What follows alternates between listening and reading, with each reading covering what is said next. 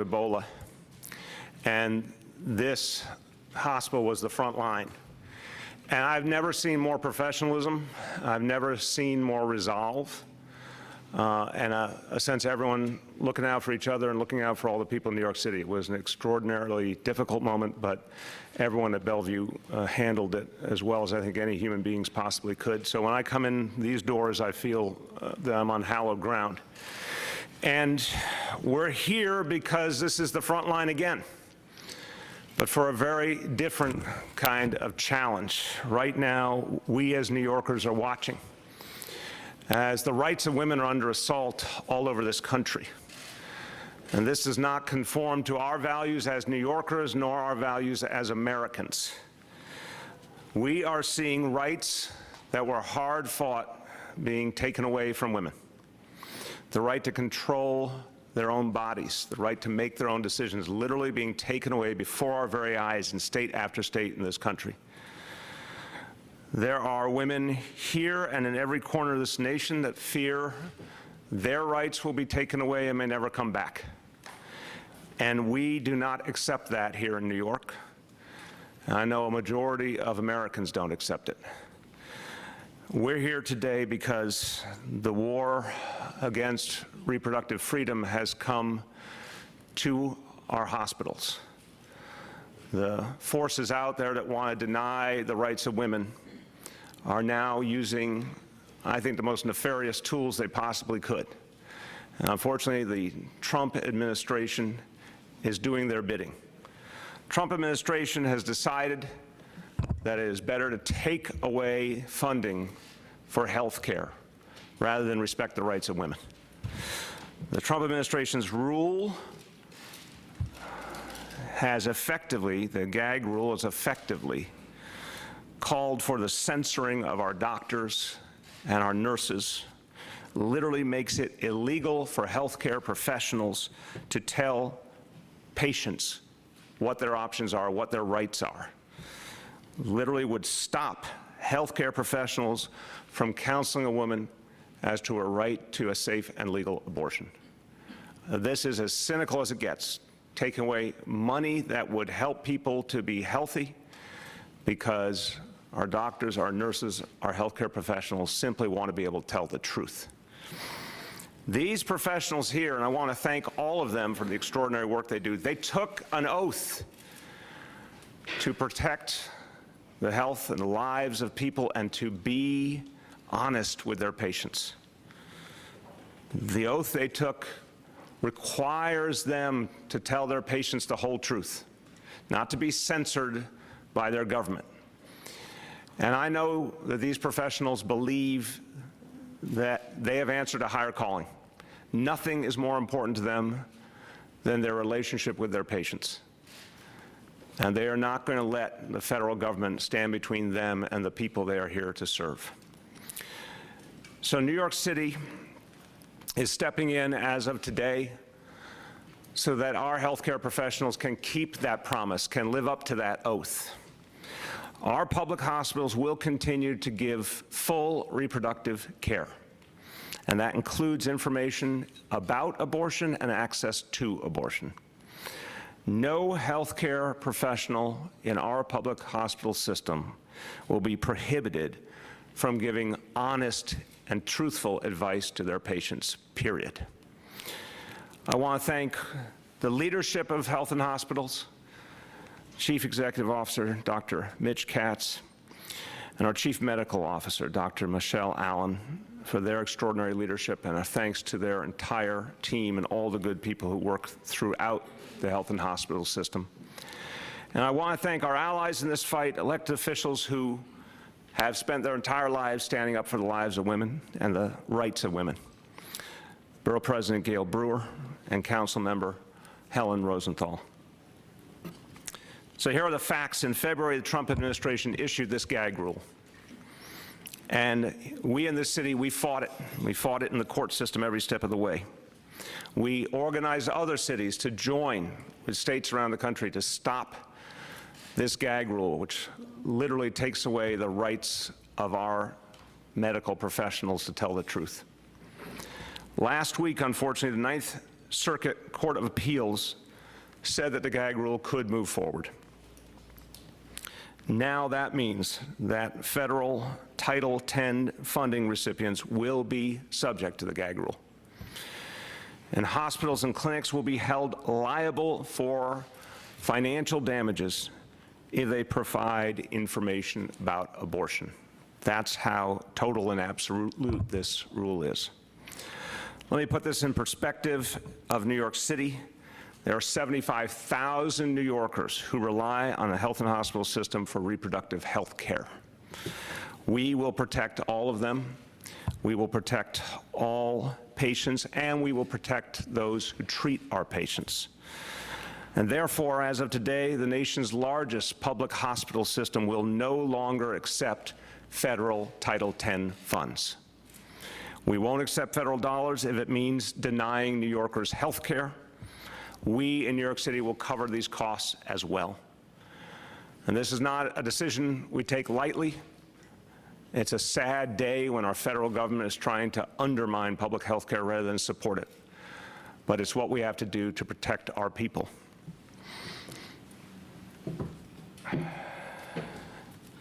This directive I'm holding in my hand, this is a formal directive issued by Dr. Katz to all the professionals in our health and hospital system. And it's a very clear, powerful message. It says nothing will come between you and your patients. This is our formal directive to all the people who work at health and hospitals to let them know they need to continue on their mission, and we will not let the Trump administration interfere with the work they do. I want to say to all New Yorkers, but particularly to those who see their rights under assault today, to women, to transgender New Yorkers, to non-conforming New Yorkers, to so many families who right now feel that they are under assault, I want to say in New York City, we will stand by you. Here in New York City, we will protect you, we will serve you. Nothing will stand between you and the health care you need. Just want to say a few words in Spanish. El gobierno del presidente Trump está censurando a los médicos al impedir que hablen con sus pacientes sobre el aborto. Por eso, rechazamos los fondos federales y estamos garantizando el derecho a servicios de salud reproductiva en nuestra ciudad. No vamos a permitir que nada se interponga entre los pacientes y la atención de salud que necesitan. I want you to hear from one more speaker, and she has literally devoted her whole adult life to healthcare equity. I didn't know her before I first interviewed her almost 3.5 years ago, but what I came to know very quickly was this is someone who is the definition of a public health leader. And she has fought for reproductive care rights and has fought to make sure that patients are always told the truth. I know for Dr. Erminia Blasio, this is a day that probably we never believed would come in our country, when these rights would be undermined by our federal government in such a cynical way. But I also know that for her, this has been a lifetime of fighting for the right things. She's made a huge, huge impact over these last 3.5 years here in New York City. We will miss you as you prepare for another chapter in your life. I know you got a little more time with us, but I want to say a profound thank you for your service to your native land. Let's give Dr. Blasio a great round of applause for that.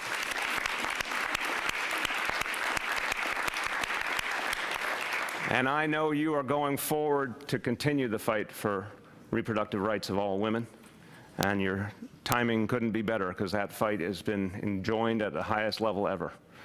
And we're all going to fight shoulder to shoulder. My pleasure to bring up our Deputy Mayor, Dr. Erminia Blasio.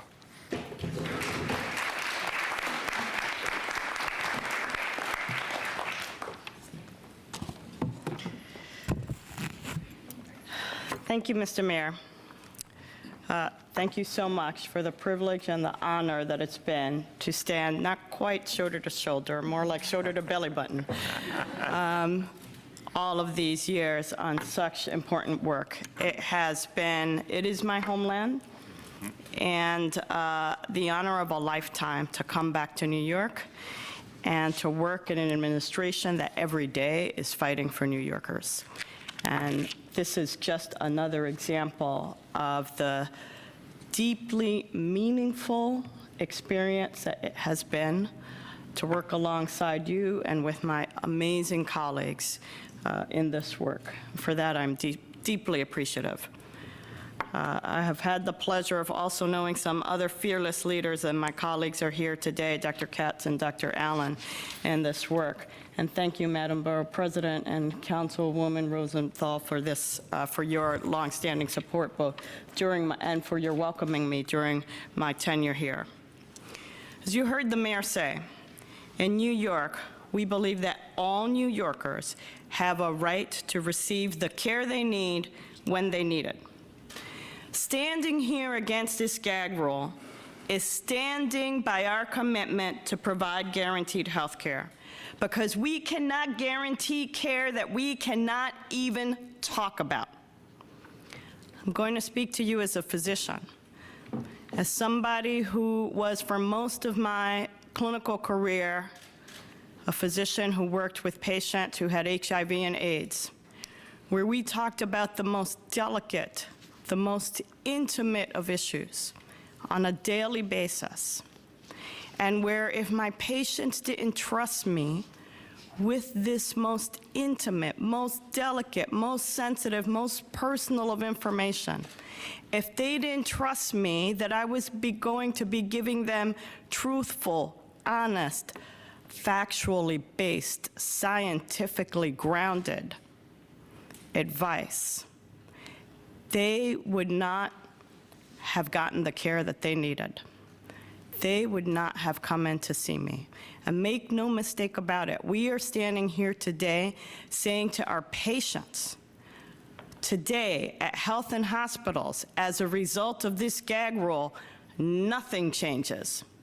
Your physicians, your nurses, your clinicians will be giving you honest, complete, accurate, factually based, scientifically grounded medical care advice about what you need, what reproductive health care services you need, the choice you have to decide when or if to have a child.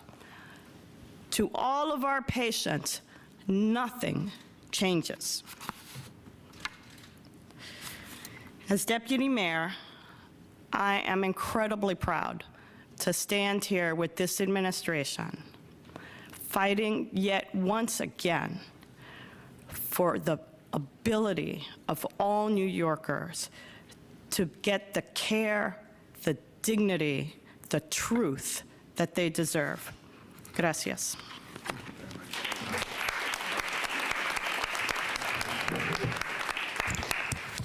Okay, we're going to take questions about this announcement, then we'll take questions on other topics. First, on this announcement, yes. So New York City has 22 organizations that receive about $6.8 million a year in Title X funding. You're going to supplement $1.3 million for H&H. Does your decision limit the other nonprofits, community-based organizations' ability to reject or take Title X funding? So I'm going to start with the top line and then let my colleagues speak about the mechanics. The bottom line here is we're not going to accept this gag rule in New York City. We're going to make sure that women's reproductive rights are honored, and we'll do whatever it takes. The immediate action we had to take was to make clear that health and hospitals would continue its practice of giving women full information, full access to their choices. In terms of nonprofit organizations and other partners we have in the community, we have to make sure they are made whole as well. I know the state is also working closely with us on that. Who wants to speak to specifics?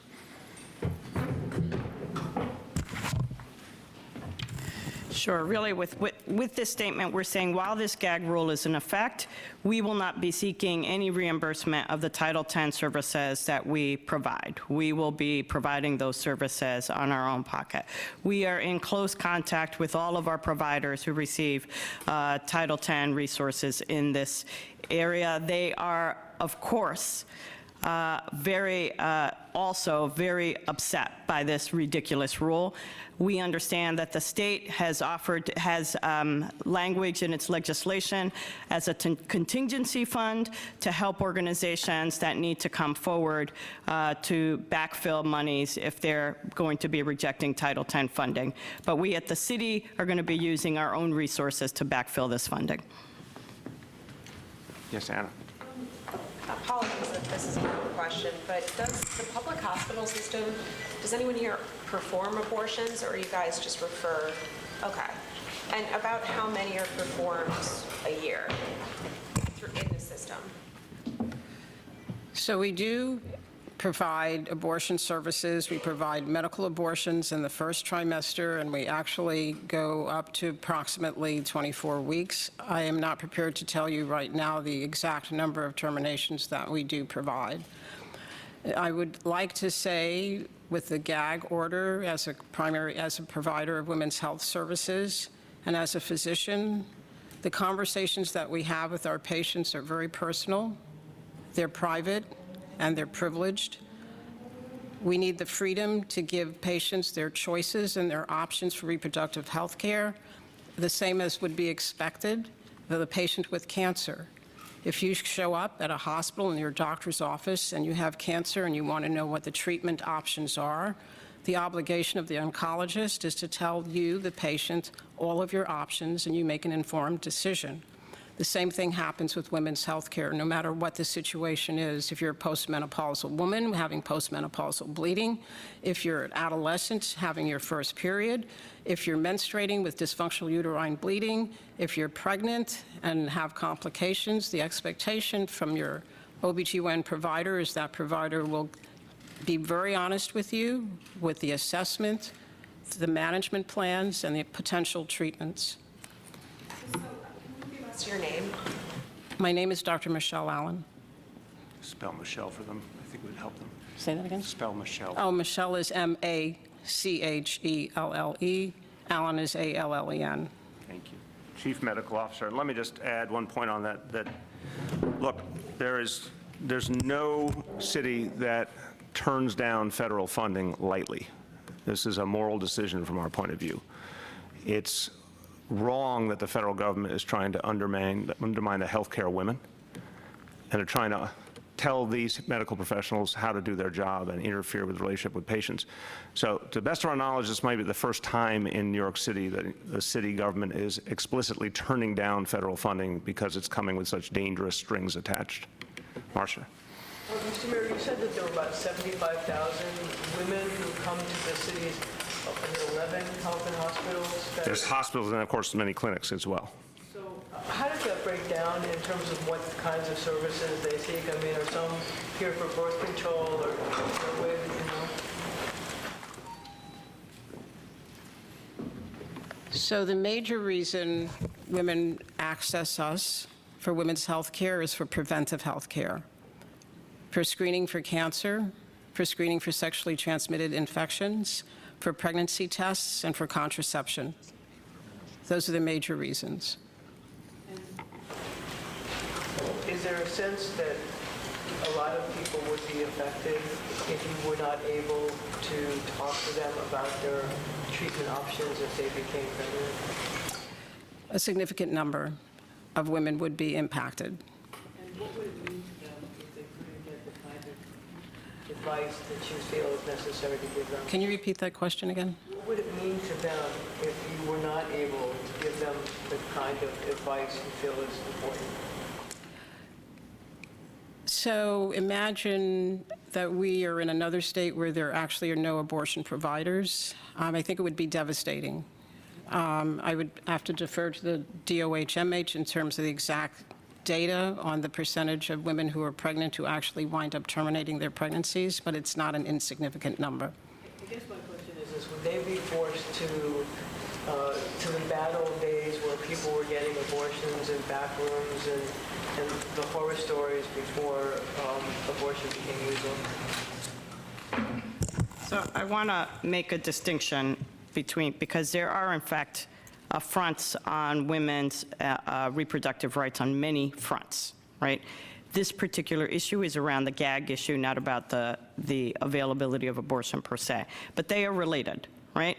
If you can't give women honest advice at a period where there's stress and decisions to be made, if a decision can't be made jointly with your doctor because that is a person who's helping you come to these important decisions, then you may not know where to get an abortion if that's what you need. You may not know what the risks are of an abortion because your physician hasn't been able to tell you about the risks of the abortion. You may not feel safe going into an abortion because if your doctor can't talk to you about it, how are you going to feel safe asking for it anyplace else? So in terms of the numbers, I would submit that even one person who has a chilling effect and is afraid to have these conversations, that's too many. Women are under assault from every direction here. This is not an accident. These are layering of ways to make it more and more and more difficult for people to get the care that they deserve, and that is in fact legal. Anna, hold on, let me get Anna and I'll come back to you. Hold on, Anna, go ahead. You can get her. There's not a lot. Fine, go ahead. I just wondered what your message to New York women is today. My message to women in New York City today is that we will protect you, we will protect your rights. The federal government is trying to take your rights away. And you know, Roe v. Wade has been the law of the land since the early 1970s. And now we see this right-wing movement that's trying to reach into every corner of America and deny women their rights. We're not going to let it happen here, and we're going to join the fight all over the country to stop it. So if you're a woman in New York City, Marcia, you can come into a health and hospitals facility. You're going to be treated exactly the same way today as you would have been yesterday, regardless of what the federal government has done. Yes? So just to be clear about the 22 organizations that get 6.8 million, does that include public health, the 1.3 million? No, the 1.3 million is just for 6.8 is private. nonprofits that the government supports. Okay, and to be clear, I don't know if you guys explicitly said this, would you consider funding like the 6.8 million? Again, the bottom line, as we understand it, and this is all happening in real time, we were hopeful that the injunction that was in place was going to hold and we would not have to deal with this issue at this moment. But we got a surprise from the Court of Appeals just in the last days. We believe that the state budget made provision for this. We need to confirm that. But either way you slice it, we have to keep those nonprofit organizations going. We have to make sure they can provide the services they provide. We hope that the state funding will do it. If there's any other needs, we're certainly going to address it. Willie. I want to understand from Dr. Katz, this ruling in court occurred a week ago Thursday, and I'm looking at your directive here. My understanding is the ruling went into effect immediately. So what's happened over the last 8 days? Did you send out immediately some kind of directive to your doctors to tell them to continue to discuss abortions? Can you talk about what happened? Right. Well, after speaking with the mayor and the mayor's office, it was clear that we had support to maintain the tradition of health and hospitals, which is always to provide honest information and to make sure that people had their choices. As the mayor has said, this is real time, right? We're running a health center. We're running hospitals. We get this note from about the court decision, and I have my physicians, nurse practitioners, and nurses wondering, well, so what do we do? So we had to issue in real time, keep doing what you're doing. This is an administration that will support us. So that's why it went out right away. When did that happen? On Thursday? Friday. Happened Friday. A week ago Friday. So what is that called? Is that a directive? How does that go out? As the Chief Executive Officer of Health and Hospitals, I have the right to direct people, and in this case, the only responses I've gotten from my physician, staff, and nurses is incredible support and happiness to be working at an organization like Health and Hospitals that continues to make sure that women have their choices. So I have a question for the mayor then. I'm interested in the timing here because this happened a week ago. His directive went out a week ago. And today we're presented with what you're calling a directive dated today. And I just have a question about the... Willie, let me clarify. Sure. So you're back today from a campaign trip, presumably departing soon on another campaign trip. What makes this not a campaign event instead of a press conference? Not questioning the validity of the topic, but why are we waiting a week to talk about this? This is a statement to the people in New York City. And I guarantee you, because we're having this gathering, the people in New York City will hear that their rights are being protected. The internal document is one thing. It's very important. It's part of my responsibility as mayor to communicate to people things that matter to them, and that's what I'm doing. It is, again, I am doing it now because this is my opportunity to tell people what's happening. Anybody else?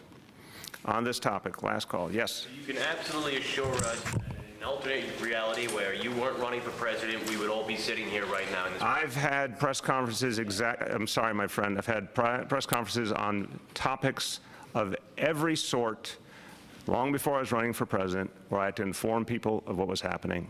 It's a nice try, but it just doesn't hold water.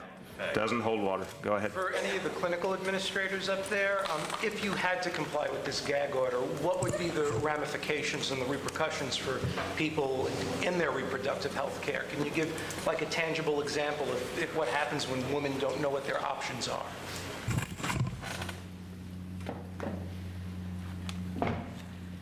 So you're a 20-year-old, it's your first pregnancy.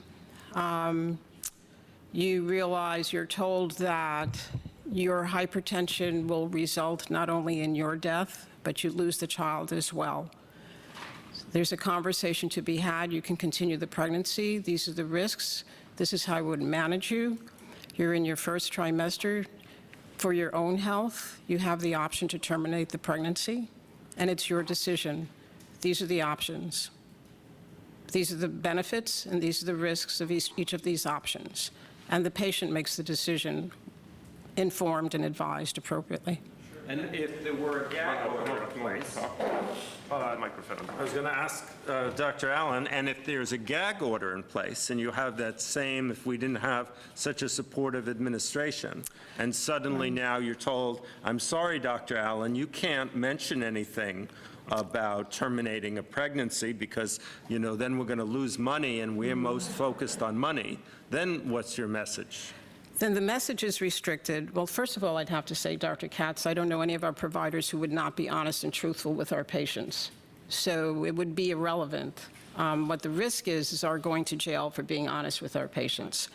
However, if I complied with the gag rule and only told the patient that she would have to continue her pregnancy, if she had pulmonary hypertension, she would die on the table, very high risks.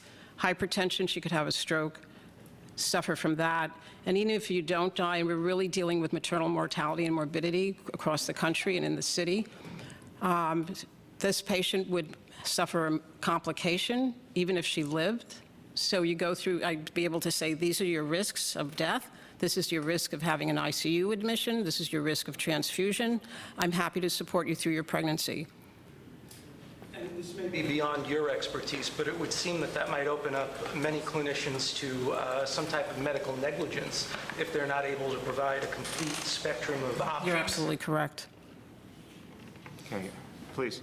Hi, just to be clear, just to clarify, when NYC Care rolls out in August of this year, will it cover abortion services? Yes. And I just also have like an additional thing to that. Yes all the way down the line.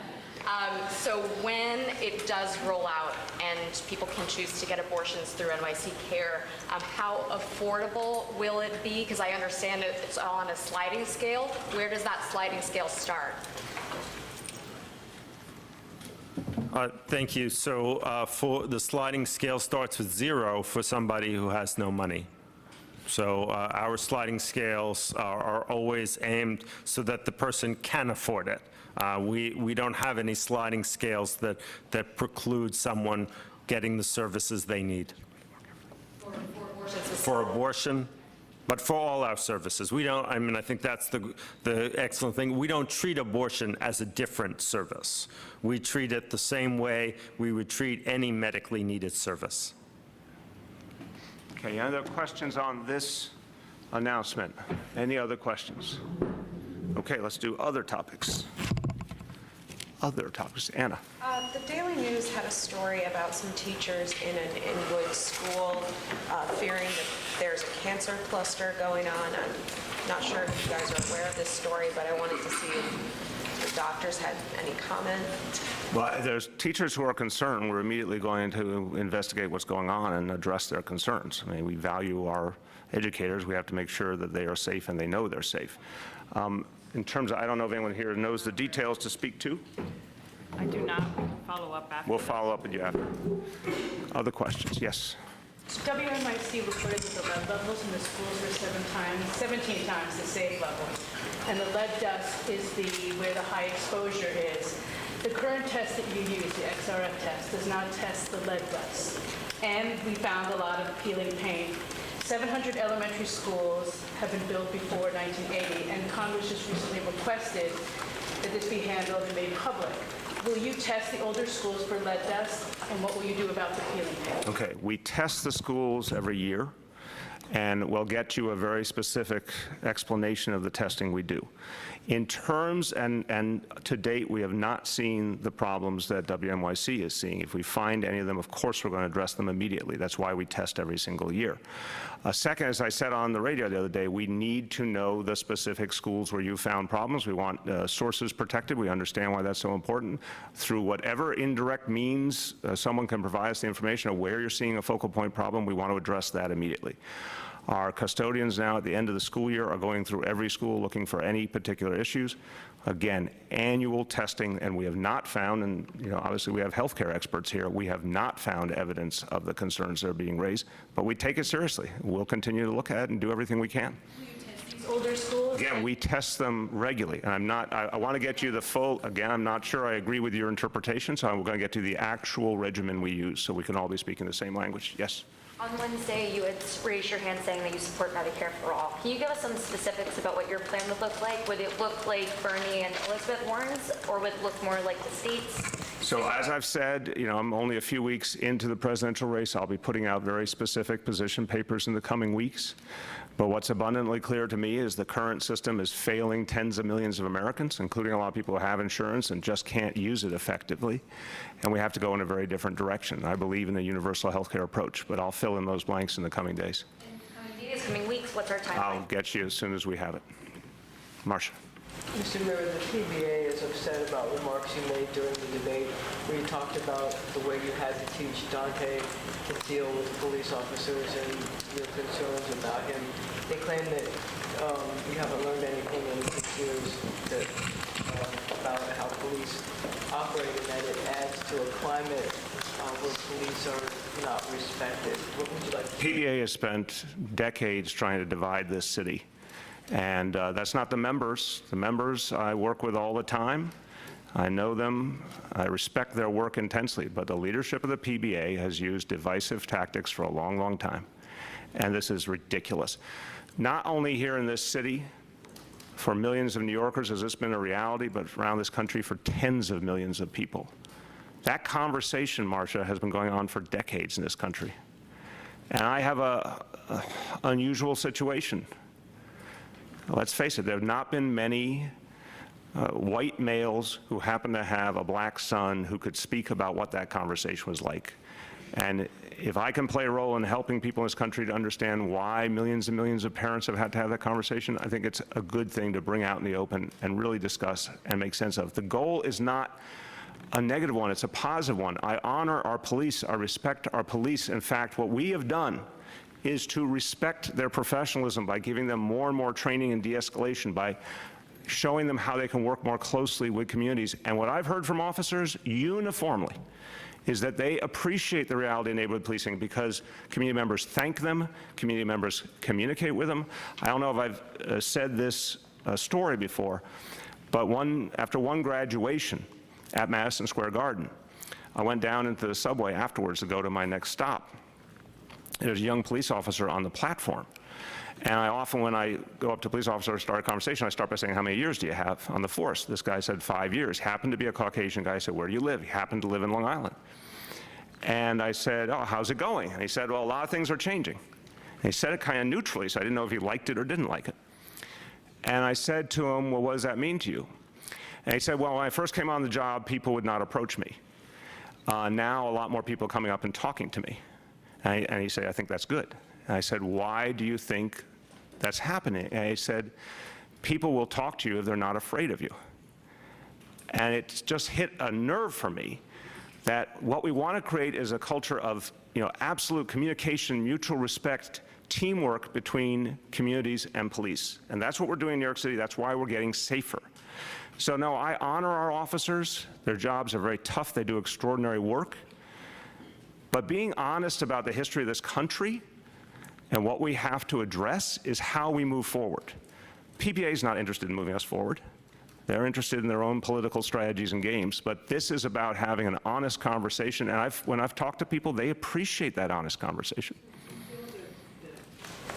Your son would be safer now in the city after 6 years? Absolutely. The way the police department has changed? 100%. Every officer has been trained in de-escalation.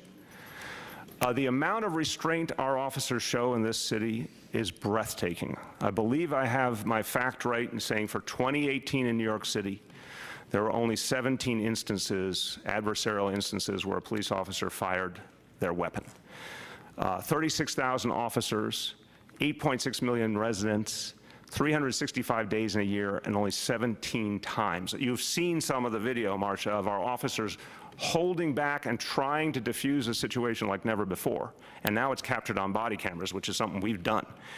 I don't have a doubt in my mind, and I've had a lot of folks in communities of color tell me it's different. I've had a lot of young men come up to me and say, I don't get frisked anymore, and I can go about my life. I have no doubt things are different. Yes, Willie. Let's talk about Che Guevara. What does he mean to you? Do you think that he's an admirable figure? What have you read about him and his life in Israel?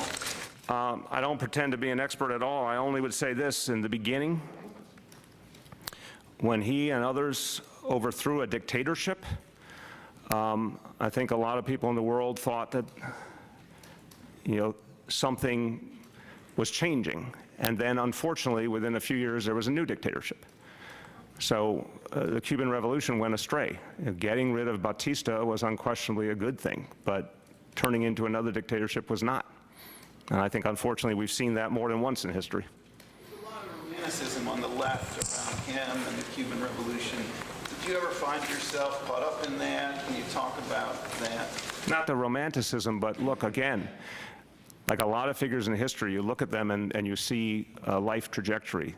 The beginning, someone who was willing to risk his life to end a dictatorship, who wouldn't say that was something positive, but that's not where it stayed. We'll never know because he died very young, but clearly, look, there's a huge historical tragedy that in the beginning of the 1960s, Cuba could have made peace with the United States and the United States could have made peace with Cuba. And I think Cuba could have emerged as a democratic society with its own values, but still democratic.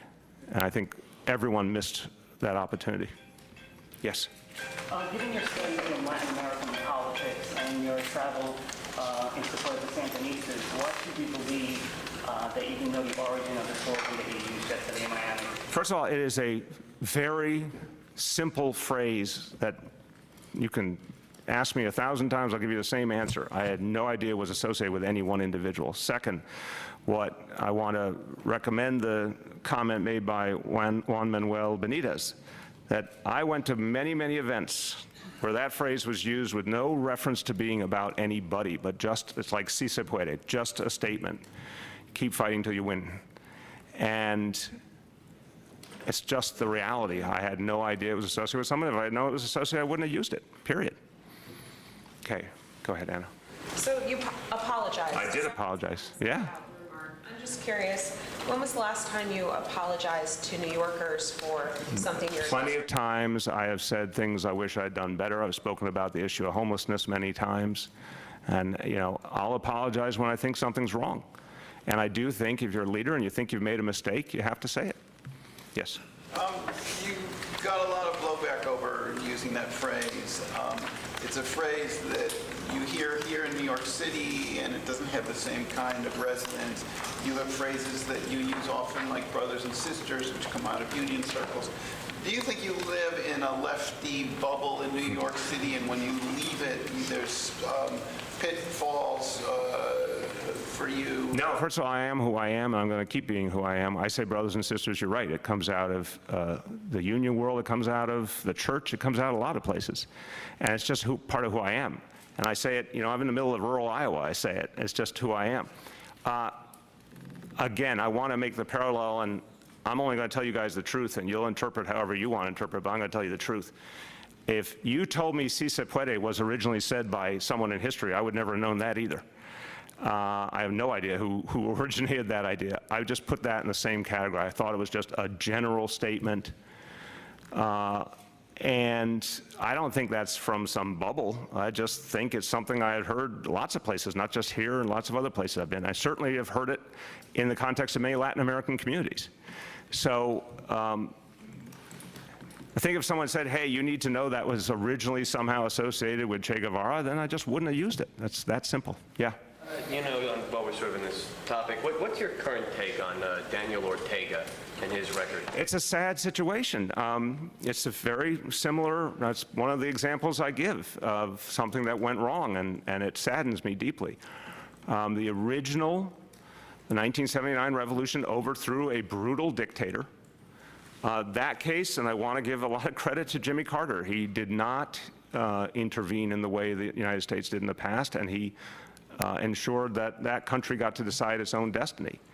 But over time, and it was clearly, there were democratic elections and all different than the reality of Cuba, but what we're seeing today does not reflect the values of the Sandinista movement, and it's very sad to watch. And I think he's gotten to the point where his time has come and gone. Yeah. Mr. Mayor, as you wade into your first national campaign very early on, the blowback from this Che comment, is there a lesson learned? Well, it's not a Che comment if you didn't know it was a Che comment, but go on. Sure. Is there a lesson learned so far about the national spotlight as opposed to the local spotlight? No, again, I find this really aberrant, this particular thing. Now, to be able, if you make a mistake, knowing or unknowing, step forward and say it. I'll give the recent example. I still, to this hour, don't understand why Vice President Biden hasn't just stepped forward and said, I realize what I said about James Eastland has really pained a lot of people, and I shouldn't have done it. I do think as a leader, if you make a mistake, even if you didn't mean it, but you realize it's caused pain, you gotta own up to it. Or if you believe that what you said was absolutely right, you then defend it, great. But to know it's a problem and be unwilling to apologize is strange to me. But in terms of the bigger picture, no, I think we're in the age of authenticity. I think what people want is that you say exactly what you feel. And certainly at the debate stage, I was trying to be as blunt as I could be. I am sure there's plenty of people who heard some of the things and say, I disagree with that, but they didn't wonder who I was and what I believed in. Go ahead. What steps are you taking to respond to Congress's request concerning the lead in the schools? Yeah, I just answered that. We are going, again, we don't necessarily agree with your interpretation, but we're going to test everything. We're going to answer it. We're going to answer the request respectfully. We're going to answer the request for sure with a letter. So okay, I can't tell you that because we haven't composed it yet. It's an honest issue. I totally want to say this from the heart. I know that what WNYC did was sincere. I know, from my understanding at least, it was not done with certified technicians. I think that's an issue.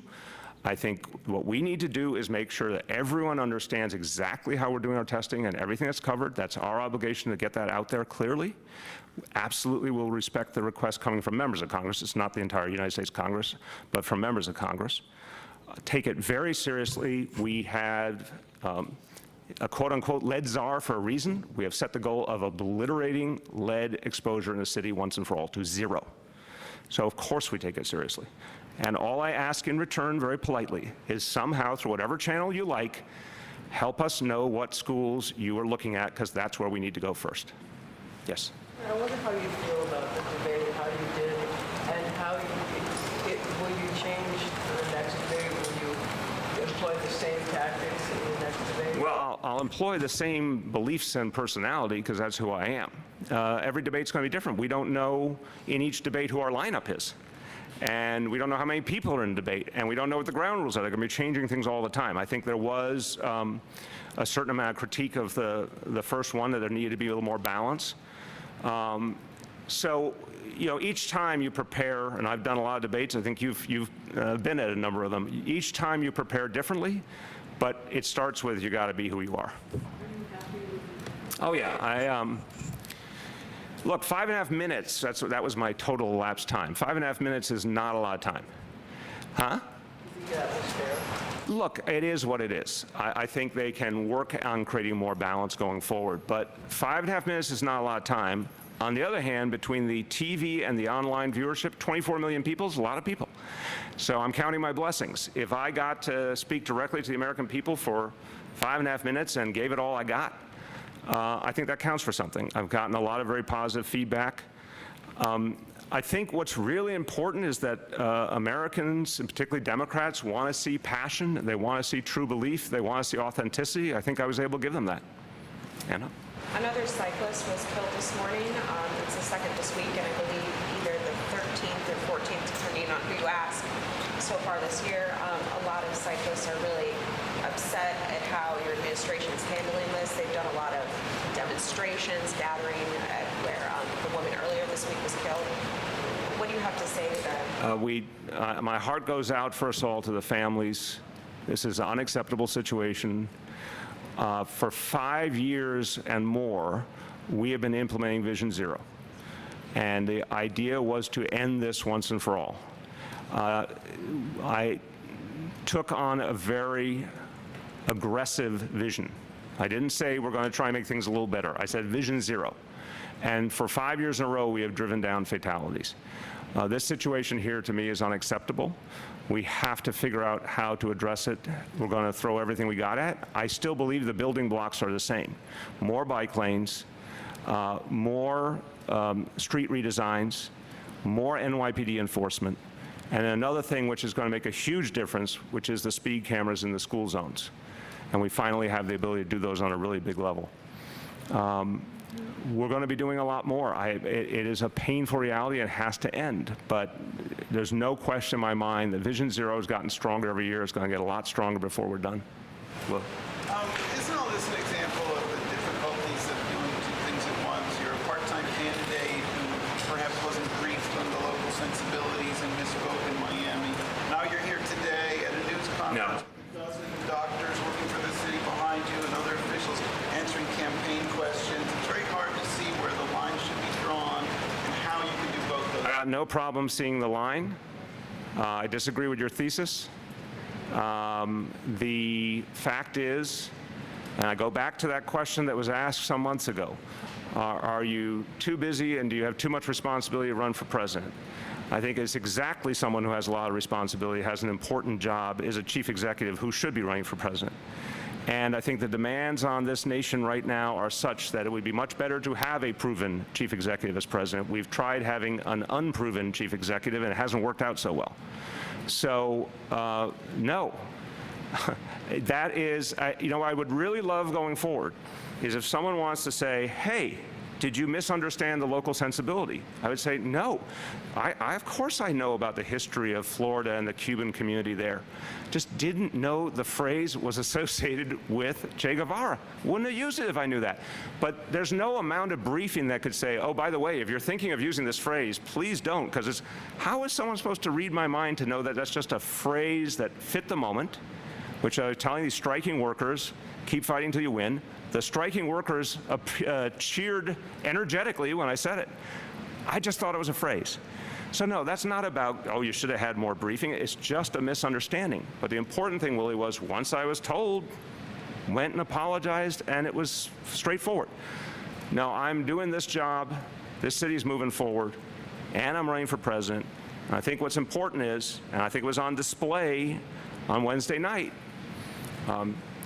you can choose a candidate who has good ideas but has not put them into action, or you can choose a candidate who has good ideas and has actually made them work for people. I think most voters want the latter. Last call. Yes. Do you support government health care, government documented Look, right now, what we're doing with NYC Care is we're saying, if you live in our community, we want you to have health care. I don't care who you are or where you come from. If you're sick, it's bad for everyone. So the vision is, if you're in America, if you're part of America, you need support. What form that takes could be a lot of different things. But here in New York City, NYC cares for everyone who lives here, all 8.6 million people. Again, I have to put out a healthcare plan. I'll address that in a healthcare plan. I'll address it in a healthcare plan, but I'm being very straightforward about the thing that I control right here.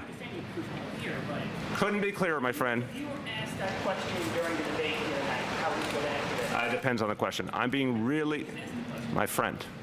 My name's Rich, by the way. Rich, you've pitched to me before, I know, in softball. I'm going to put out a healthcare plan, and we'll address it in the healthcare plan. But what's very clear is actions speak louder than words. Right here, we're going to provide it for everyone. Thanks, everybody.